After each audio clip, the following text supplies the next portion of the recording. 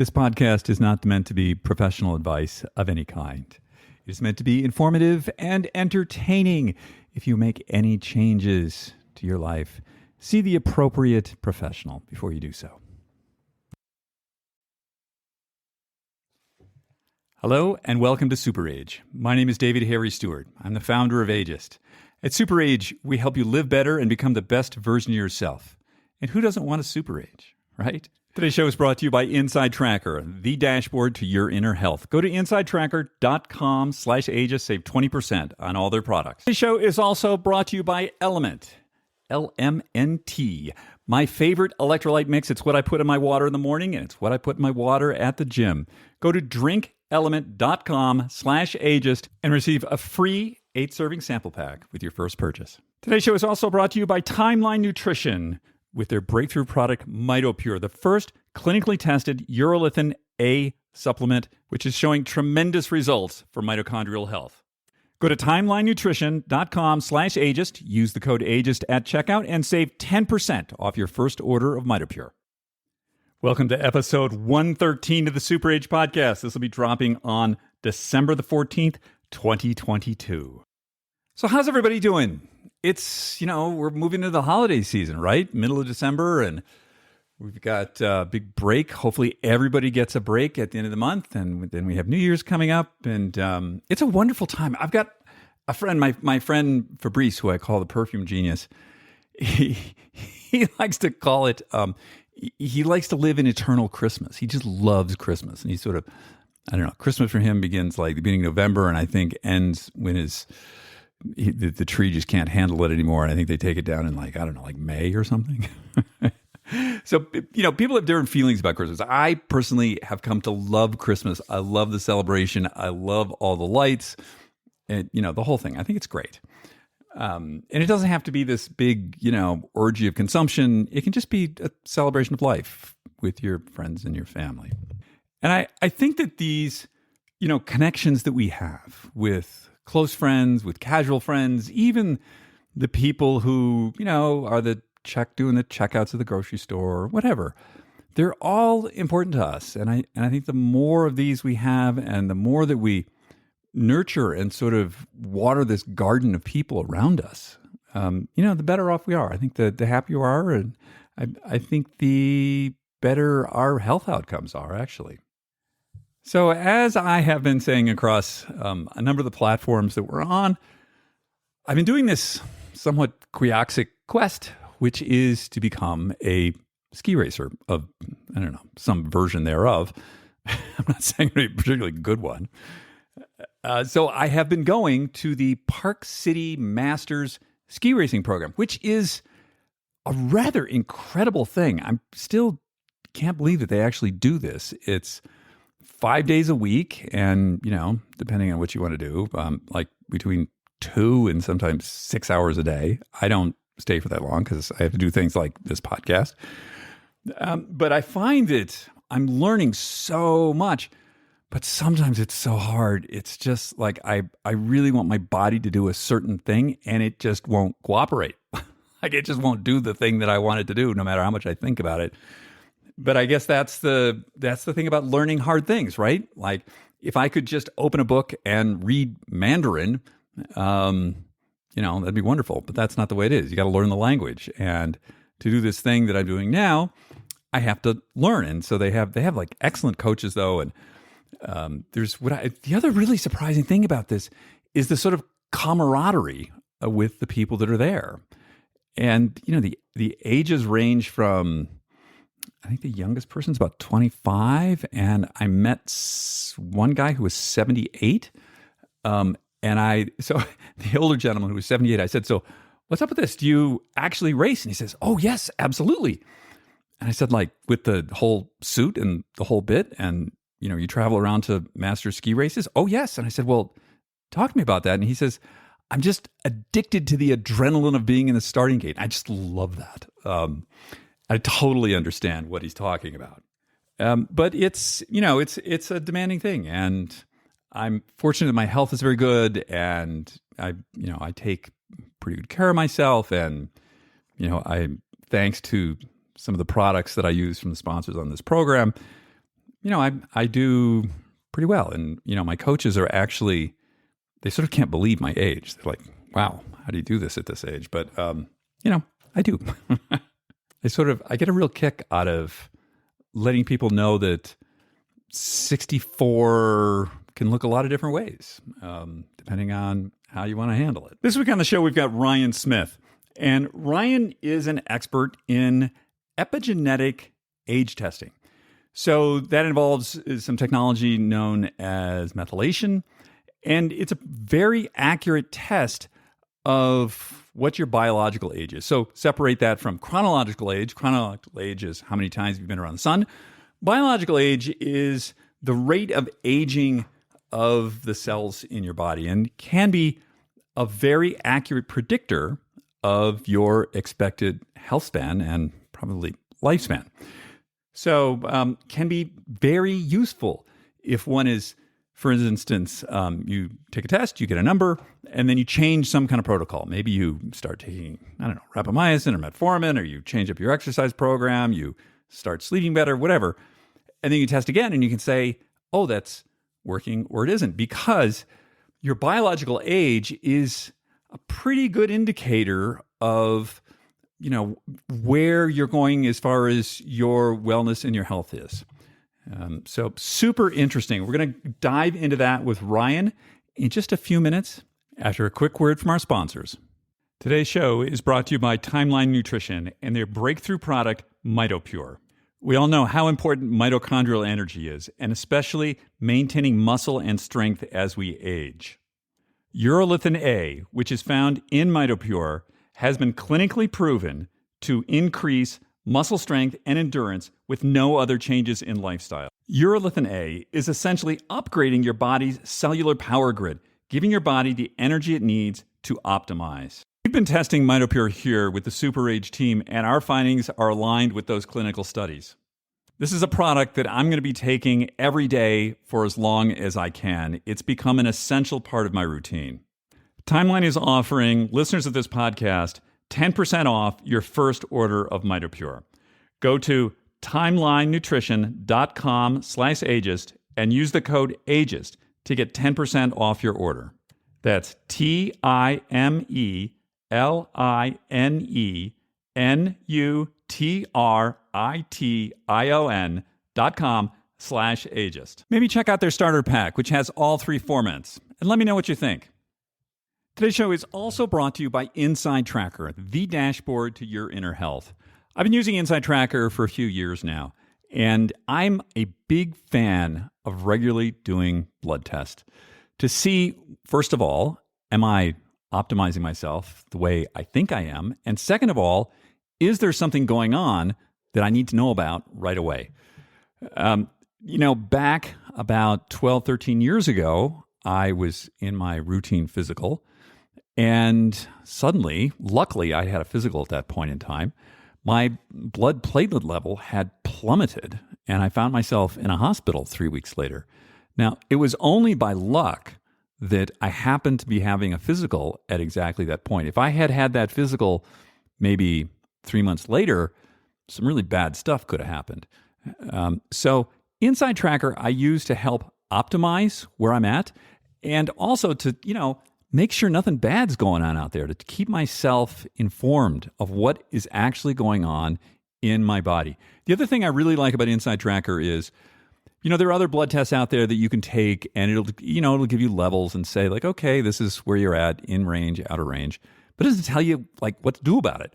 With Inside Tracker, it's a food-first program, supplements when needed, to help get you back on track. It gives you actions where you can actually impact what your inner health is. This is a great platform. This is not a replacement for seeing your physician, which you should do regularly, at least every year. This is an additive. I strongly recommend it. Go to insidetracker.com/ageist. Save 20% on all their products. Today's show is also brought to you by Element, the electrolyte mix that I've been using to stay hydrated and to keep my electrolytes in balance. I started placing Element electrolyte mix into my water after my workouts on the recommendation of a friend of mine who's a 50-time Ironman competitor. I told him that I was having a lot of trouble recovering from my workouts, and I thought it was my age. And it turned out it was my electrolytes. And once I started putting Element into my water, I noticed an incredible difference in my ability to recover from my workouts. It went from, truthfully, an hour or two to like 10 minutes. Because the problem was my electrolytes were off. Now what I do is I put Element in my water when I get up first thing in the morning. I also have it in my water that I drink during the day. And then, of course, at the gym, I make sure that there's Element in my water. And, of course, in my beloved sauna, the same thing, Element in the water. So it turns out that some of that brain fog and just muscle ache and sluggishness that I was feeling was not age-related. It was actually electrolyte-related. We talk a lot about hydration on this podcast, but the electrolyte mix within that water is really critical. Right now, Element is offering listeners of this podcast a free sample pack with any purchase. That's 8 single-serving packets free with any Element order. It's a great way to try out all 8 flavors and share Element with a salty friend. Get yours at drinkelement.com/agers. This deal is only available through this link. You must go to drinkelement.com/agers. We'll be leaving that link in the show notes, too. After you check it out, let me know what you think about it. Did it make the change for you that it did for me? Hey, Ryan, how are you? Doing well. Thanks so much for having me today. Absolutely. I'm so excited for you to help explain to our audience this rather complex scientific thing that you know a lot about, which is epigenetic aging based on methylation testing. So let's start. What the heck is methylation testing? Yeah, certainly. So methylation testing is a type of epigenetic test. And so in order to explain it, it might be better to go through epigenetics at least first. And this is this idea, epi stands for above in Greek. And so this idea of changes above our genome. So these are basically changes which control the gene expression. And the way that I generally explain this is every single cell in your body has the exact same DNA, right? Your heart and your skin cells all have the exact same DNA sequence, but obviously how they behave and what cells they sort of act as are very, very different. So obviously your skin is doing a lot of different behaviors than your heart. And the way that they get their phenotypes or how they're behaving is through what genes are turned on and turned off. And so this idea of epigenetics is sort of the on or off switches to your genes, sort of controlling what actually gets expressed and then how those cells ultimately behave. In the case of DNA methylation, that's sort of the off switch, as we would call it. Generally, whenever DNA is, I would say, methylated, we attach just a small carbon group to DNA, which really prevents that transcription machinery from taking it from just a DNA sequence to sort of an RNA transcriptomic profile. And then usually those mRNAs go to create proteins and peptides, which create the infrastructure of the body. So really what we're doing is we're just sort of attaching a little chemical tag to prevent DNA from being transcribed and sort of silencing that gene activation. So that's really, as I mentioned, probably, too complex in terms of jargon. But the idea is that DNA methylation is the off switch to your DNA. So how why do I even want to know about this? Why do I care about an off switch to my DNA? Well, because it impacts your health in a variety of different ways. This is how all the things we do on a day-to-day basis, our sleep, our diet, our nutrition, our medications, this is ways that they can actually have an impact into how our body behaves. So just to give you an idea of some of the things we can do now with this type of testing, we can predict how much you've smoked across an entire life, how many heavy metals you've been exposed to. We can predict your blood pressure, we can predict different types of disease risk, and we can actually even predict death pretty highly accurately. So these are all ways that we can interpret or read this data to give us guidance on how we should behave and what is the best thing for optimal health. Wow. Okay. So my understanding here is there's been some advancements here. So there's first generation, second generation, and I guess we're on the third generation of this technology. How is it different now than when it started? Yeah, and I know you've had some amazing guests on here previously, like Dr. Horvath and Dr. Morgan Levine, who have really probably explained a lot of these topics. And this idea is that it started with sort of investigating these patterns as it related to age. And at first, this wasn't, really even a medical tool. It was more of a forensic tool, right, to tell how old someone was at a crime scene, for instance, or to date refugees to see if they were adults or minors and then therefore eligible for asylum. But what they started to see is that this testing actually explained a little bit of the variance in health. Those people who were older with this type of test than their biological age were more at risk for negative disease outcomes. And that makes sense, as we know that aging is the number one risk for almost every chronic disease and death. And so this was, even though it was meant to be a sort of a chronological age predictor, it ended up being a biological age predictor. And that difference between chronological and age and the measurement of this test was very indicative for health. And so this is how those algorithms started. They were trained to predict chronological age, but there's a problem with that. And that is that chronological age isn't necessarily what we want to measure. This chronological age is sort of an arbitrary designation. It's how many times we've been around the sun. And we all know people who are in their 70s who look like they're 50, and we all know people in their 50s who look like they're 70. And this is really what the process we want to measure, which is this idea of this phenotype variation, because we know that this really impacts how we age, and not just from a quality of life perspective, but also from a disease risk perspective, because aging is so fundamental in all of those disease processes. And so the problem with those first generation clocks is that the better that they got, the more accurate they got, the closer they got to telling us your birth date, which is not really something we need to test for, right? We can generally just ask you for that. And so the idea of these second and third generation clocks, and where these developments have really, I would say, pushed this forward, is by taking a lot of other biological information and creating sort of these methylation algorithms to predict biological phenotypes. So things, in the case of Morgan, was really one of the first people to do this with her algorithm called PhenoAge, which looked at 9 blood-based biomarkers and was trained to predict that phenotype from those blood-based biomarkers instead of chronological age. And whenever that happened, these algorithms started to get much, much more predictive, meaning that those people who still were older than with this testing than their chronological age were much more increased risk of disease than even those original algorithms. And so that was sort of the next step into what we call the second generation algorithms. And then now we have even these third generation algorithms, which have been done longitudinally, where we've actually taken the same patients from the moment they were born all the way now until they're age 51 and tracked their methylation and other biomarker changes across time. And with the same group of patients, that gives us a lot higher resolution. And again, our predictability of negative aging outcomes continues to increase. You mentioned there earlier that you could find out whether I'd been exposed to heavy metals, whether I'd been smoking. So there's a level of specificity here that I'm not used to. I've done some epigenetic tests, and it just gives me a number.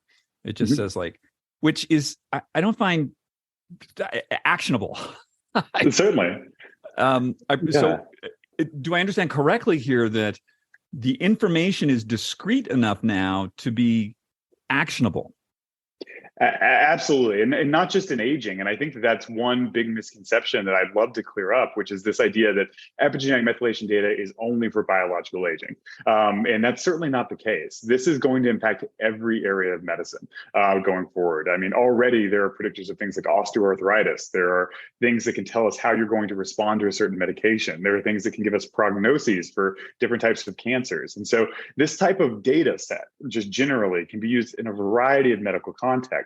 But in order to use it, it all comes back to this idea of algorithmic development, where we're taking these data sets and we have to learn how to interpret them. I usually liken it to sort of like the Rosetta Stone, right? You have this language already developed, but you need to find a way to read it.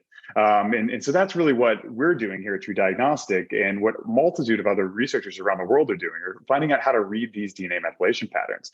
And with that, what we train it to predict can be very, very different. We could predict it to, tell us how your skin is going to age. We can train it to predict how your vision might decline with age. We can tell it to predict, if you have cancer or you don't have cancer, which is being done with some other testing already at the moment.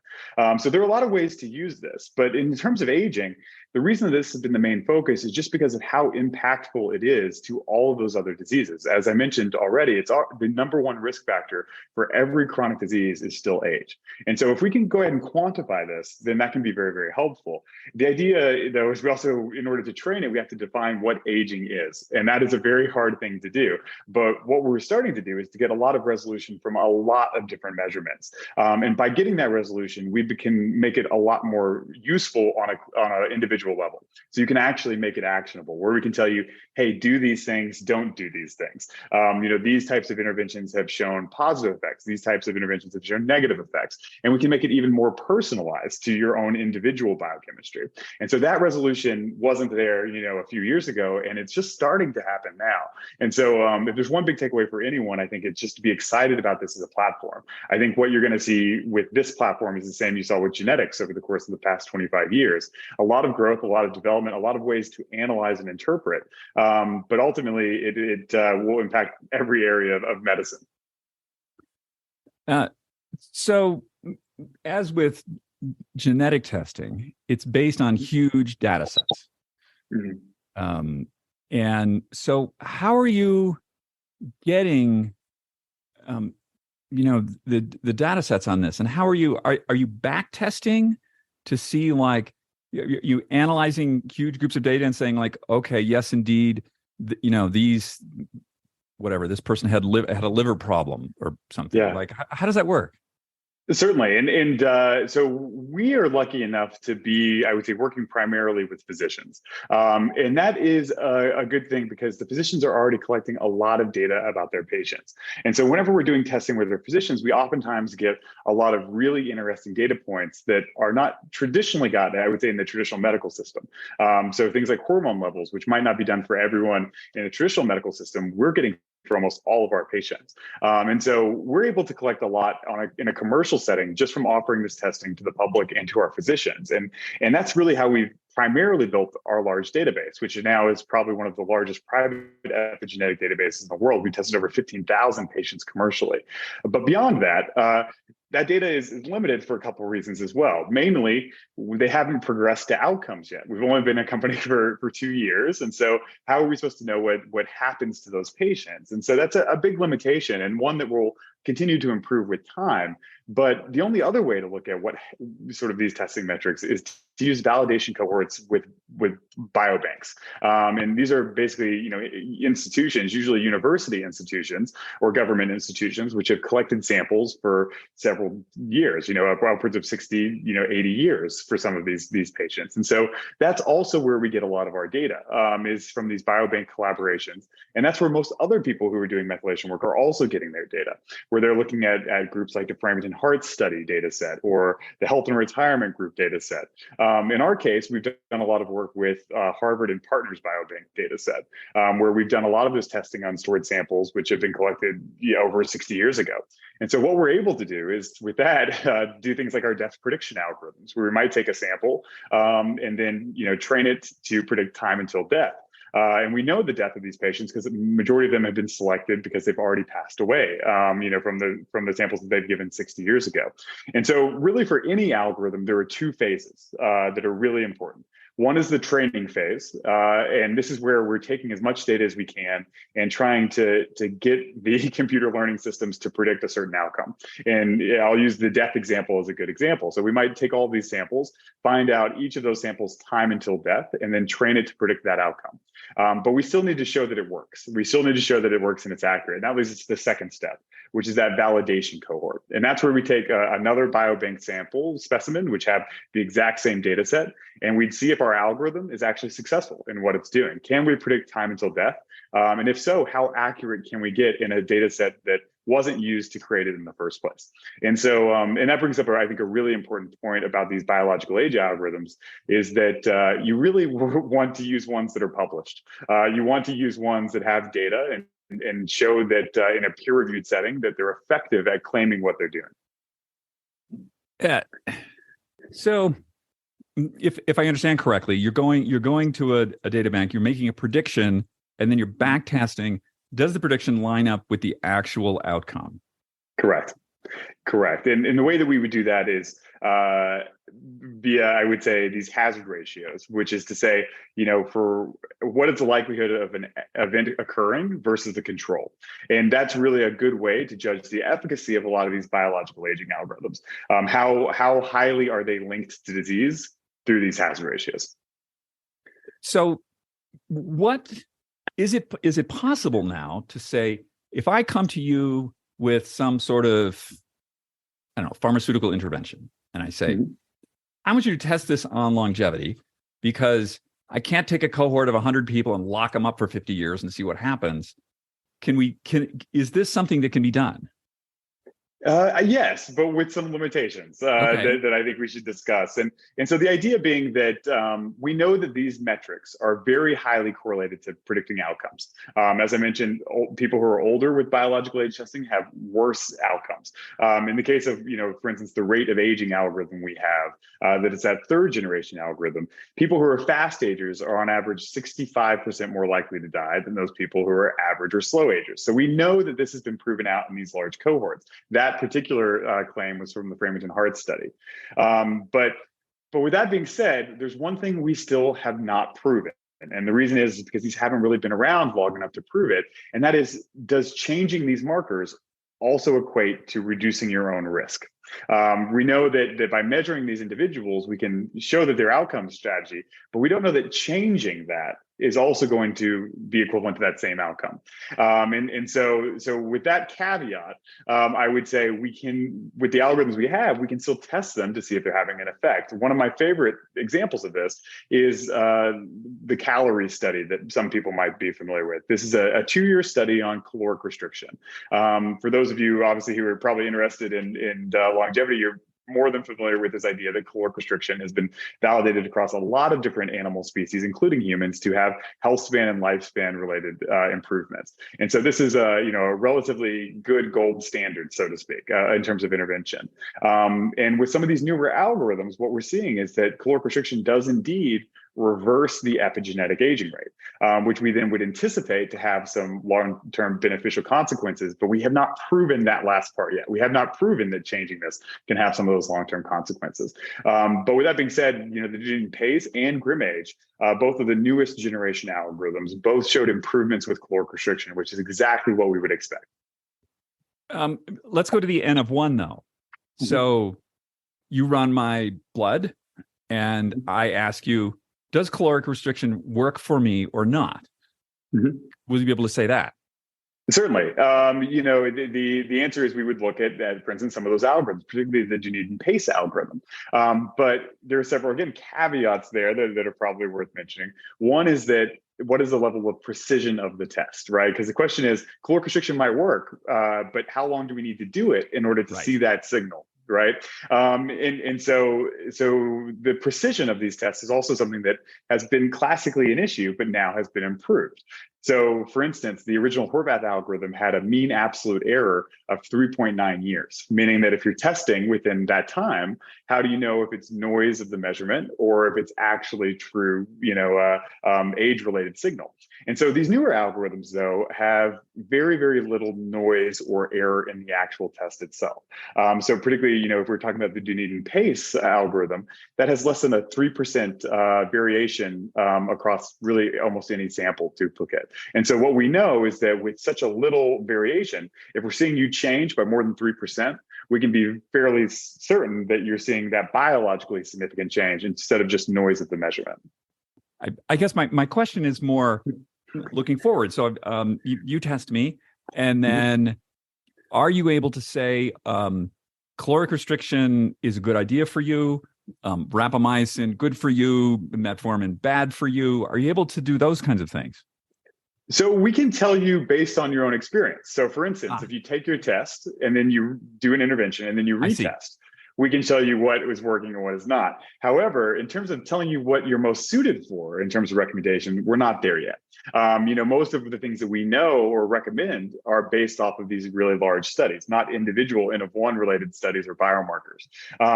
So with that being said, we can't necessarily define a protocol for you, but we can suggest a protocol that we were fairly certain would work in most people. And that would be, again, the things you mentioned. I think things like caloric restriction, rapamycin and vitamin D. So those are things that we've seen work across multiple of these algorithms and show beneficial effects. So then the utility for me, N of 1, which is the only N that I'm really interested in. Sorry. It's if I say to you, okay, these are the things I'm doing now, test me. I'm going to change whatever I'm doing, test me again, and then we can see what the difference is between the two, whether the change is positively affecting me or not. Absolutely. That's correct. And that's really how we suggest people use it, is to refine their protocols to essentially reduce their biggest risk factor of all chronic disease and death, which is this biological age measurement.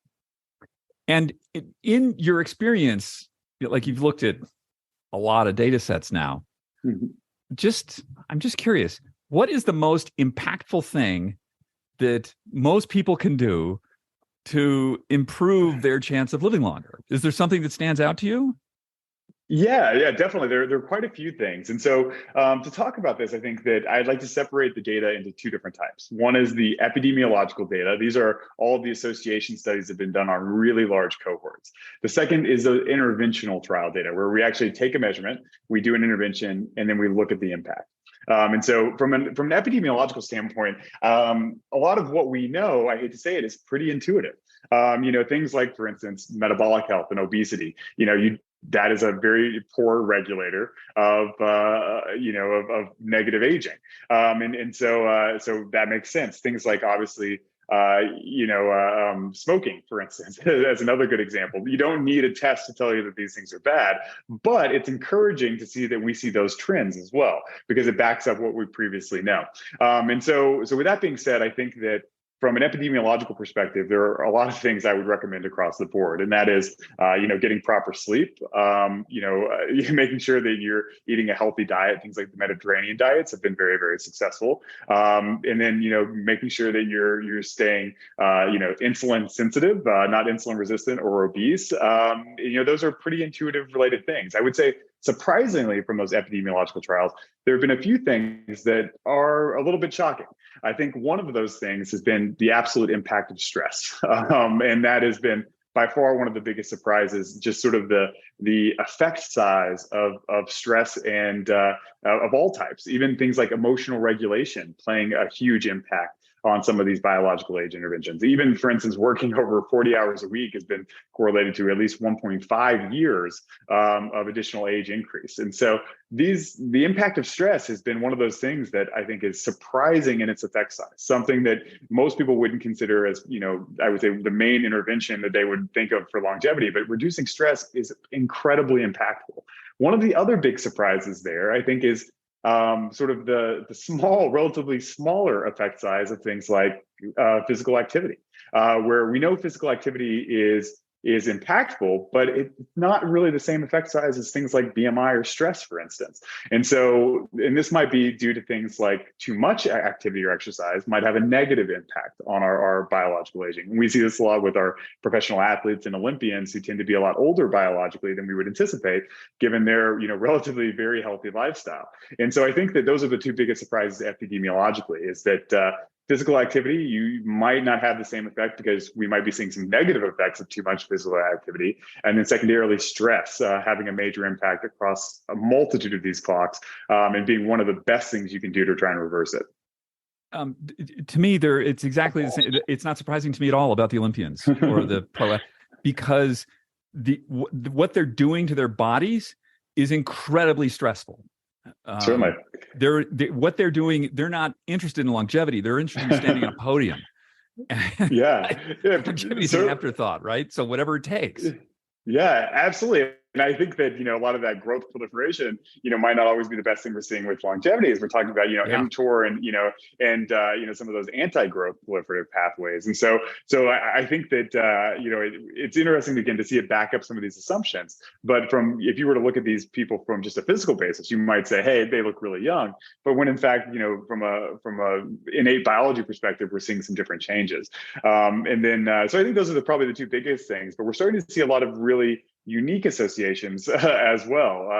Things from an interventional perspective, like for instance, time restricted feeding, or this intermittent fasting idea, really having no impact, or possibly maybe even a negative impact, if it's not also accompanied with things like caloric restriction, which you have to control for calories to make sure that those two are not conflated. Okay, well, we got to go into this for a second. So, yeah. So time restricted eating is not having an effect. It's the caloric restriction, but my guessing here is this is a dose dependent response. So if we're talking about if we do too much, we're going to get into a stress state again. So parsing that. Yeah, so I should say that the way that we found these are by looking at time restricted feeders versus in those people who control for calories, and comparing it to those people who are doing time restricted feeding with caloric restriction and those who are not.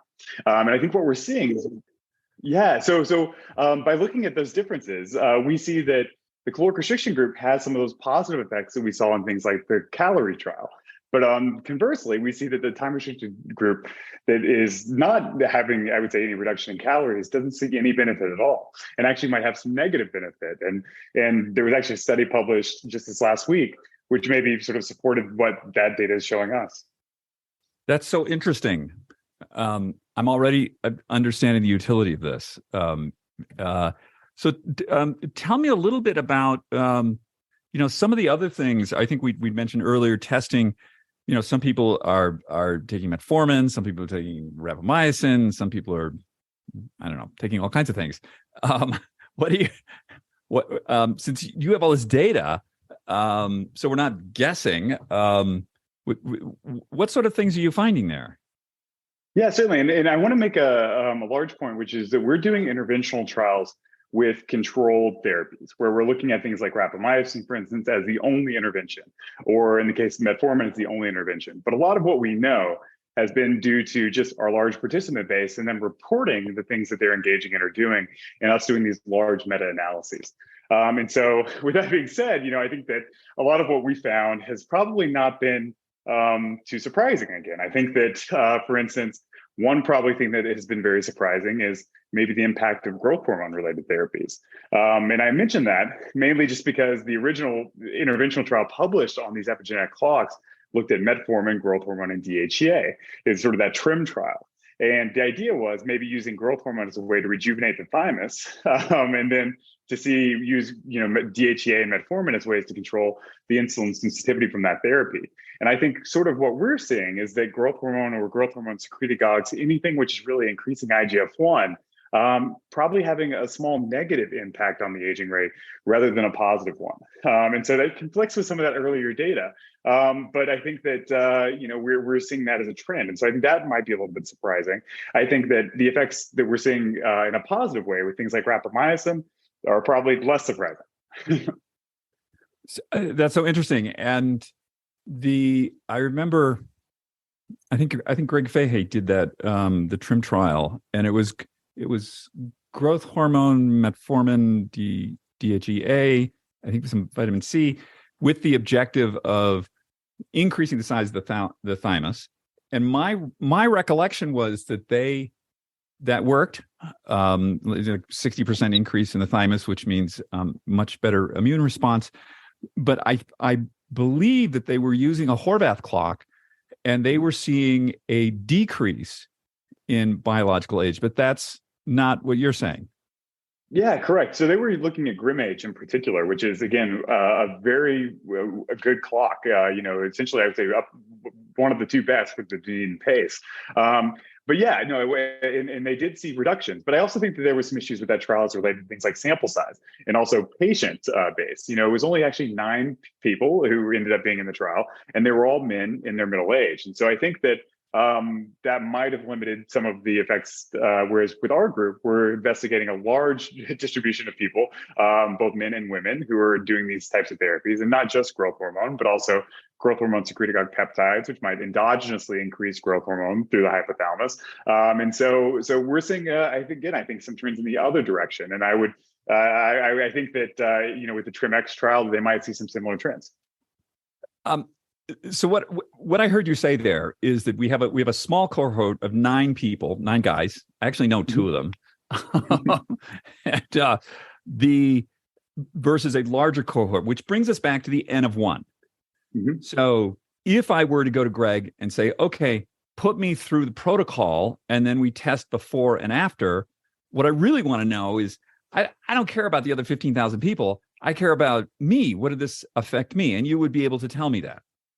Certainly, yeah, absolutely, and yeah, and I think that that's what we're trying to find out now is obviously looking at these large cohorts for sort of the areas to investigate further. Right, they're giving us Right. the idea of really where to put the magnifying glass, and then with that magnifying glass to maybe postulate things like mechanisms, maybe why are we starting to see these things happen, which then might lead us to more, I would say, knowledge on which drugs to use or which dietary interventions or what lifestyle trends are most important. And are there differences between the tests that you're doing physician based and individual, more consumer based? There are, but not from an actual, I would say, diagnostic or method standpoint. The only difference really is what we're allowed to report, and the reason being is that aging. I think that probably the majority of us might say aging is a disease or consider it something similar, but unfortunately the FDA does not. And so what that allows us to do is report sort of these age-related metrics direct to consumer without an issue. But once we get into disease-related measurements, that's when these things have to be initiated through physicians and through laboratory developed tests. And so with our testing right now, we do report on a multitude of different disease risks. We report on frailty. We report on diabetes and obesity risk. We report on immune health. We report on post-COVID syndrome related methylation signatures and even inflammatory markers like C-reactive protein, IL-6, et cetera.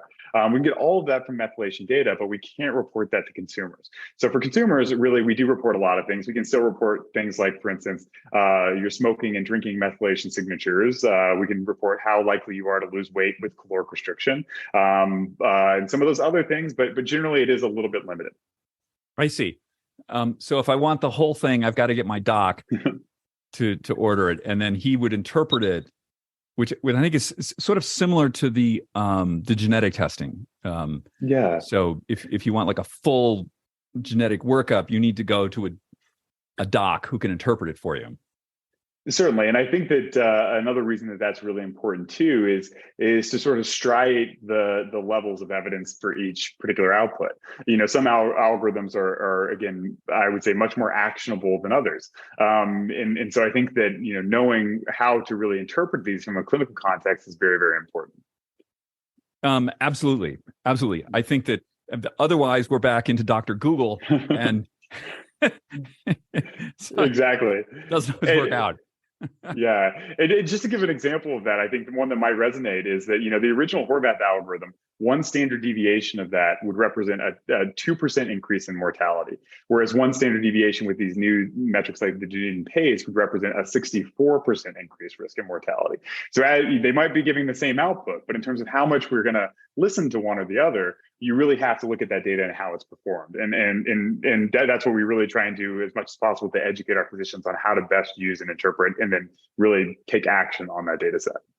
And what part of my body are you looking at? Is it a spit test, a blood test, a tissue test? What are you taking? Yeah, so we're taking blood, and we really only recommend taking blood. There are a lot of companies out there who might do other collection methods like saliva, but you can run into issues with that. And the reason being is that every cell epigenetically, as we've already sort of discussed, right, the difference between your skin and your heart is pretty different. The way that these cells go from pluripotent stem cells to their tissue of origin, the ultimate differentiated tissue is through epigenetic changes.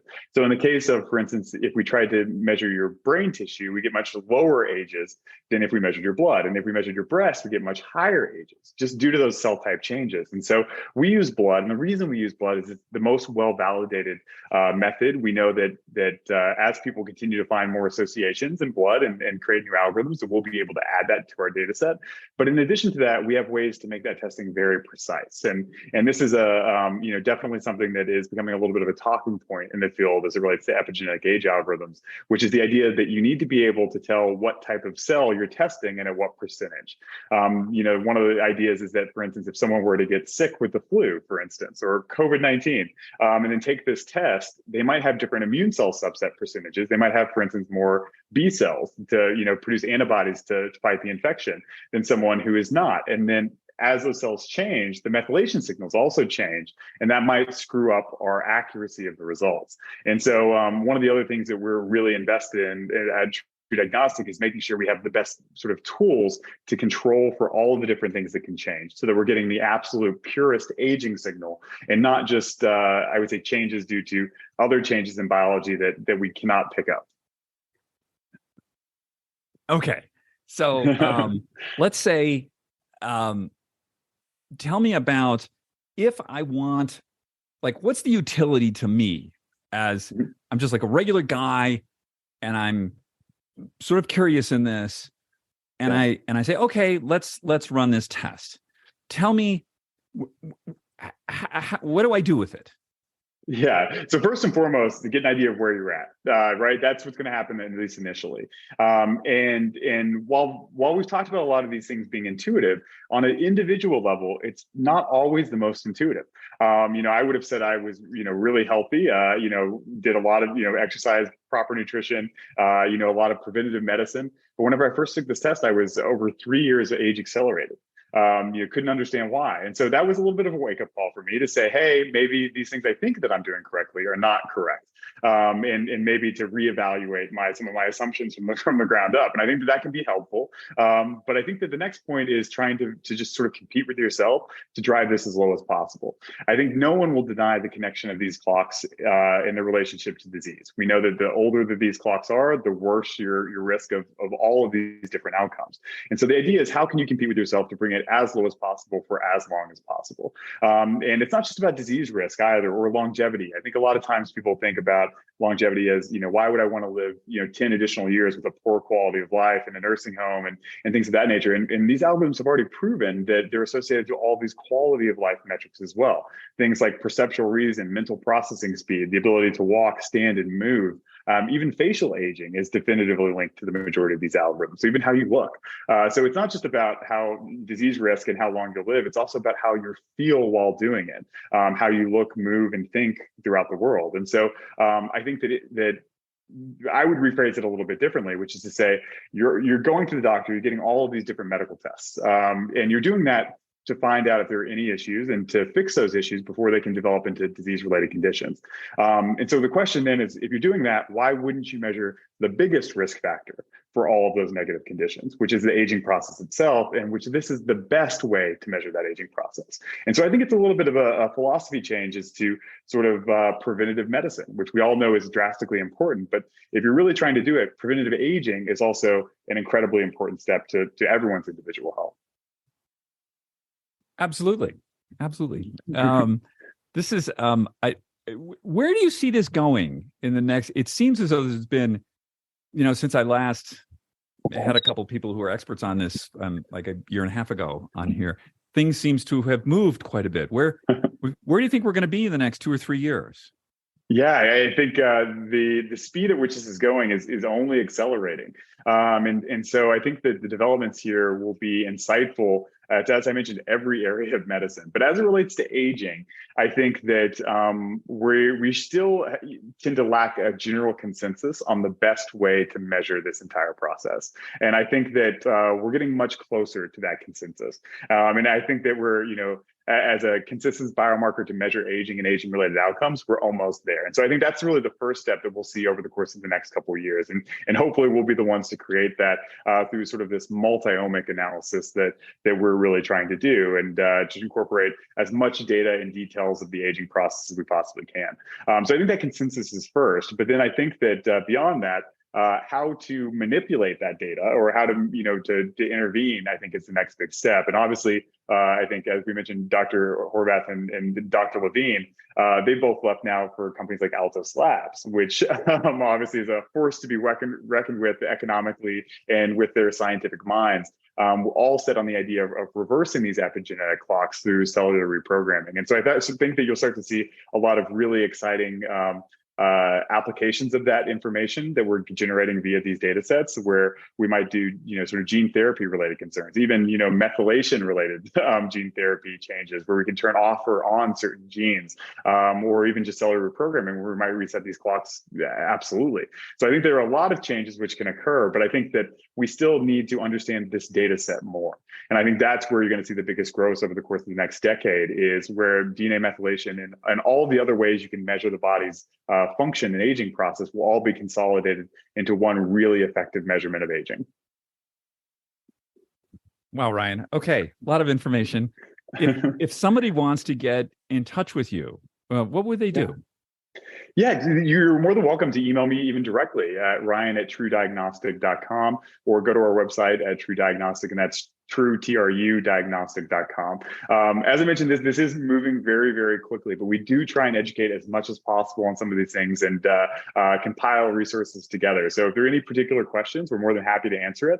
And we have, I would say, a lot of publications coming out here in the near future to discuss, I think, a lot of things we talked about. For instance, like controlling for those immune cells and how to make more active algorithms by combining things like these multi-omic clocks to create sort of the best-in-class clocks, and then obviously going through interventions to find out what's actually working in these larger population cohorts. And so you can always find out that information at TruDiagnostic and sign up to our mailing list, or email us directly if you have any particular questions.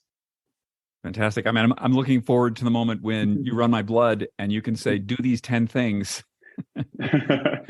Certainly. And again, we already have recommendations, and happy to get you a test so you can go through the process yourself. Absolutely. I love that. Ryan, thank you so much. It's been a pleasure. A huge amount of information there. I appreciate it. Yeah, thanks so much again for having me, David, and look forward to speaking next time. Absolutely. Take care, Ryan. Thanks for joining us on the show today. I mean, how exciting is that? People say to me, like, all this stuff about, like, living to 100 or 110 or 120, this is just science fiction. I don't know. I mean, when I speak to people like Ryan and I hear about how this epigenetic testing can be used, especially in an N of one situation like you and your body and what you're doing to it, that sounds pretty exciting to me. So, great conversation. And by the way, he did send me a test, and I just sent it in, and I think I'll get the results back in about 4 weeks. And when I get those, I will share those with you. And I'm comparing it with another commercially available test that I took at the same time. So that'll be interesting. I mean, one of the things that I do want to make clear here, that when you do something like Inside Tracker, you're getting very specific things that you should be doing. And these epigenetic tests right now, that's not really what that is. It's like, well, it's a little more vague. So anyway, that brings me to a thank you to our sponsors. Thank you to MitoPure from Timeline Nutrition for their breakthrough product. Thank you, as always, to Inside Tracker, which keeps my health really on point and is probably one of the big reasons I can do things like master ski racing at 64. And also to Element, my favorite electrolyte. I have it before I go up on the hill. I have it after I go on the hill. I have it after the sauna. I have it in my workout, and I have it in the morning. It is a great product. I'm a huge fan. You can find links to all those products in the show notes. We only support and work with products that we use ourselves and that we feel have a real impact on our health and wellness. If you would like to contact me directly, david@superage.com. Happy to answer any of your questions or to forward them on to Ryan. You have the opportunity to leave us up to a 5-star review wherever you're listening to this show, or leave us a comment. We love comments too. And please, the only way this show grows is if people like you tell your friends about it. So if you think that they could use a little knowledge about what epigenetic testing is, hey, pass it on. Next week, we got a great one. We're going to be talking about the medical applications of psychedelic drugs. So, a bit of a controversial subject, or maybe it's not anymore. It used to be. So, we're going to find out about that from the head of the Psychedelic Medicine Association. Till next week. Have a wonderful week, everyone. We'll see you then. Bye now.